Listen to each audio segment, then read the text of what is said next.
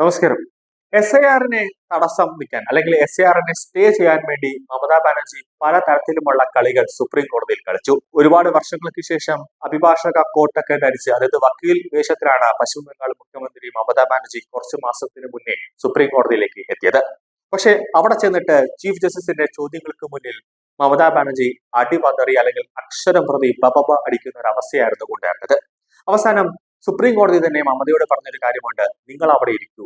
അതായത് പശ്ചിമ ബംഗാൾ സർക്കാർ തന്നെ നിയമിച്ച അഭിഭാഷകൻ നല്ല രീതിയിൽ കേസ് വാദിക്കുന്നുണ്ടല്ലോ, പിന്നെ എന്തിനാണ് മമതാ ബാനർജി ഇടയിൽ കയറി വെറുതെ ബബബ അടിച്ച് കോടതിയുടെ സമയം കളയുന്നതെന്ന്.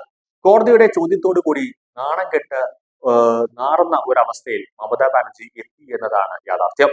ഇപ്പോൾ പലതരത്തിൽ വീണ്ടും മമതാ ബാനർജി ആ SIR ഒക്കെ നടപ്പിലാക്കുന്നതുമായി ബന്ധപ്പെട്ട് സ്റ്റേ ചെയ്യണം എന്നൊക്കെ ആവശ്യപ്പെട്ടുകൊണ്ട് തടസ്സ ഹർജിയും പലതരത്തിലുള്ള ഹർജികളും സുപ്രീം കോടതിയിൽ കൊടുക്കുന്നുണ്ട്.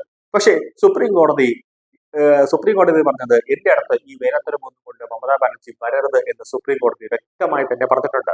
അതായത് മമതാ ബാനർജി പലവിധ തടസ്സവാദങ്ങൾ ഉന്നയിച്ച് SIR നിർത്തിവെപ്പിക്കാൻ സുപ്രീം കോടതിയിൽ ശ്രമിച്ചെങ്കിലും അതിനെയെല്ലാം ചുരുട്ടിക്കൂട്ടി സുപ്രീം കോടതി ചീഫ് ജസ്റ്റിസ് സൂര്യകാന്ത് പുറത്തേക്കിറങ്ങിയിട്ടുണ്ട്. എന്തായാലും SIR പൂർത്തിയാക്കിയേ പറ്റൂ എന്ന് തെരഞ്ഞെടുപ്പ് കമ്മീഷനും ബംഗാൾ സർക്കാരും തമ്മിൽ പരസ്പര വിശ്വാസ്യത ഇല്ലാത്ത സാഹചര്യത്തിൽ ജഡ്ജിമാരെ SIR പ്രക്രിയയ്ക്ക് മേൽനോട്ടം വഹിക്കാൻ നിയമിക്കാമെന്ന് സൂര്യകാന്ത് അധ്യക്ഷനായ മൂന്നംഗ സുപ്രീം കോടതി ബെഞ്ച് നിർദ്ദേശിച്ചിരിക്കുകയാണ്. ഏറ്റവും പരമപ്രധാനമായ കാര്യം SIR പൂർത്തിയാക്കുക എന്നതാണ്. സമയാസമയങ്ങളിൽ ഇടക്കാല ഉത്തരവുകൾ ഇക്കാര്യത്തിൽ നൽകുന്നുണ്ട്. ആരോപണങ്ങളും പ്രത്യാരോപണങ്ങളും അടിക്കടി കാണുമ്പോൾ മനസ്സിലാകുന്നത് ബംഗാൾ സർക്കാരും തെരഞ്ഞെടുപ്പ് കമ്മീഷനും തമ്മിൽ പരസ്പരം ഒരു വിശ്വാസക്കുറവ് ഉണ്ട് എന്നാണ്. ഈ സാഹചര്യത്തിൽ SIR പ്രക്രിയ നിരീക്ഷിക്കാനുള്ള ഇലക്ടറൽ രജിസ്ട്രാർ ഓഫീസർമാരായി ജഡ്ജിമാരെ നിയമിക്കാം. ചീഫ് ജസ്റ്റിസ് സൂര്യകാന്ത് നിർദ്ദേശം നൽകിയത് ഇങ്ങനെയാണ്.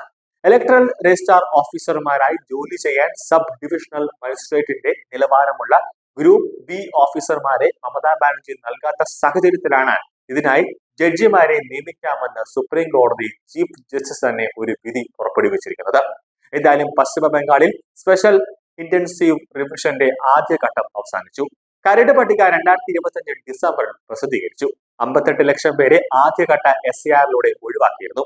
24 ലക്ഷം പേർ മരിച്ചു എന്നും 19 പേർ താമസം മാറിയെന്നും 12 പേരെ കാണാനില്ല എന്നും 1.3 ലക്ഷം പേർ ഇരട്ട വോട്ടുകളെന്നും തെരഞ്ഞെടുപ്പ് കമ്മീഷൻ SIR പ്രക്രിയയിലൂടെ കണ്ടെത്തിയിട്ടുണ്ട്.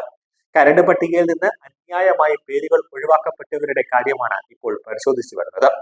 പരാതികളുള്ള അപേക്ഷകളിൽ തീരുമാനമായ ശേഷം അടുത്ത വർഷം ഫെബ്രുവരിയിൽ അന്തിമ പട്ടിക പ്രസിദ്ധീകരിക്കും. അന്തിമ പട്ടിക പ്രസിദ്ധീകരിച്ചതിന് ശേഷം മാത്രമേ പശ്ചിമ ബംഗാളിലെ നിയമസഭാ തെരഞ്ഞെടുപ്പ് തീയതി പ്രഖ്യാപിക്കുകയുള്ളൂ. ഫെബ്രുവരി 28-ന് അന്തിമ വോട്ടർ പട്ടിക പ്രസിദ്ധീകരിക്കുമെന്നാണ് പ്രഖ്യാപിച്ചിരിക്കുന്നത്.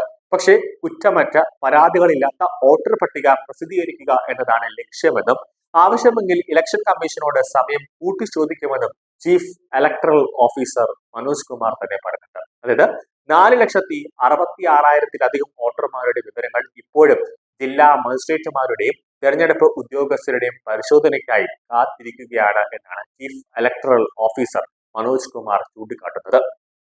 ഡോക്യുമെന്റേഷൻ പ്രശ്നങ്ങൾ കാരണം ഏകദേശം 30 ലക്ഷം വോട്ടർമാരുടെ രേഖകൾ മൈക്രോ ഒബ്സർവർമാർ വഴി പുനഃപരിശോധനയ്ക്കായി ERO-കൾക്ക് അതോടൊപ്പം തന്നെ AERO-കൾക്കും ഇതിനകം തന്നെ അയച്ചിട്ടുണ്ട്. 20 ലക്ഷം വോട്ടർ രേഖകളുടെ തീരുമാനങ്ങൾ ഇനിയും തീർപ്പാക്കേണ്ടതുണ്ട്. തീർപ്പാക്കാത്ത എല്ലാ കേസുകളും പരിഹരിക്കപ്പെടുന്നത് വരെ അന്തിമ വോട്ടർ പട്ടിക പ്രസിദ്ധീകരിക്കാൻ കഴിയില്ല എന്നാണ് മുഖ്യ തെരഞ്ഞെടുപ്പ് ഓഫീസറുടെ ഓഫീസ് വ്യക്തമാക്കിയിട്ടുള്ളത്. 2002-ലാണ് ബംഗാളിൽ അവസാനമായി SIR നടത്തിയത്.